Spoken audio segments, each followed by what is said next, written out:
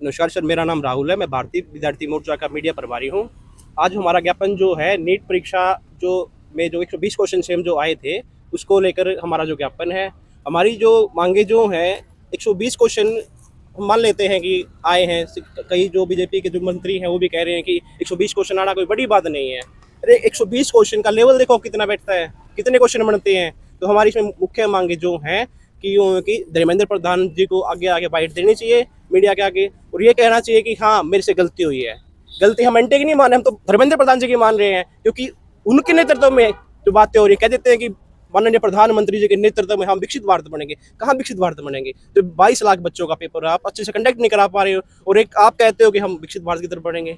आप रोजगार पे बात न करके दूसरे मुद्दे भटकाने का काम करते हैं। अभी पिछले दिनों हरियाणा के जो हमारे जो शिक्षा मंत्री हैं महिपाल टांडा साहब, उन्होंने कहा कि हम हिंदी, हमारी राष्ट्रभाषा हिंदी हमारी लागू करेंगे।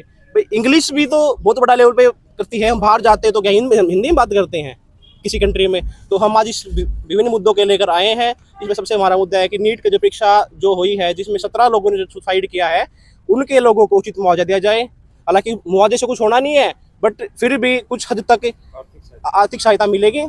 और हमारा और मुद्दे भी काफ़ी हैं जो हमारे साथी विस्तार से बताएंगे। आज जो भारतीय विद्यार्थी मोर्चा जिसके राष्ट्रीय संयोजक सिद्धांत मौर्य जी हैं और जो इसके संरक्षक है बामसेप के राष्ट्रीय अध्यक्ष वामन मेश्राम जी, तो आज पूरे देश भर के 625 जिलों में आज ये ज्ञापन का कार्यक्रम भारतीय विद्यार्थी मोर्चा के द्वारा दिया जा रहा है। क्योंकि वर्तमान में जो देखा जा रहा है कि नीट का पेपर अभी कैंसिल हुआ, 3 मई को पेपर था और अभी वो कैंसिल करके अभी 21 जून का फिर से रख दिया गया।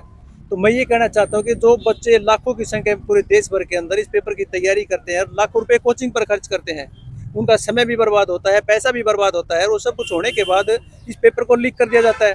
और पेपर लीक करने वाले जो लोग हैं जब उनका देखते हैं तो उनके जो तार है वो बीजेपी के लोगों से मिलते हैं। तो मतलब सरकार जो है जानबूझकर ये बदमाशी कर रही है, छात्रों के भविष्य को बर्बाद करने का काम कर रही है और बच्चों को भी बर्बाद करने का काम कर रही है। क्योंकि इसमें क्या है कि जैसे बहुत सारे स्टूडेंट्स ऐसे हैं जो आर्थिक स्थिति जिन लोगों की कमजोर है वो कोचिंग नहीं ले पाते, और कोचिंग न ले पाने की वजह से जो डॉक्टरी का जो प्रोफेशन है उसमें वो जाना चाहते हैं उसे वंचित रह जाते हैं।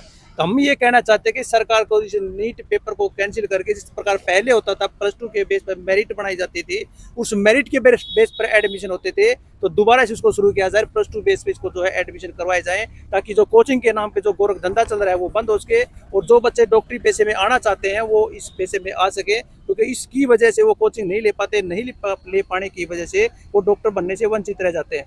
तो +2 बेसिस को दोबारा से शुरू किया जाए ताकि बच्चों कोचिंग पे लाखों रुपये खर्च करते हैं उससे वो बच सकें और उनका समय भी बर्बाद होने से बच जाए। और अभी जो 17 बच्चे जिन्होंने आत्महत्या की इस पेपर की वजह से, उसका जिम्मेदार कौन है? अब सरकार में जो आज जो नीट का जो चेयरमैन था उन्हें जिम्मेदारी ली कि हमारी जो कमियां रही है, तो कमियां रही तो 17 बच्चों ने जो आत्महत्या की उसकी भी जिम्मेदारी उन्हीं की है, क्योंकि उनकी वजह से उन्होंने आत्महत्या की ना। तो उस आत्महत्या जिन बच्चों ने की उसके जिम्मेदार भी वो लोग हैं। उन ऐसे लोगों को सख्त से सख्त सजा भी दी जानी चाहिए ताकि भविष्य में इस प्रकार का मामला ना हो।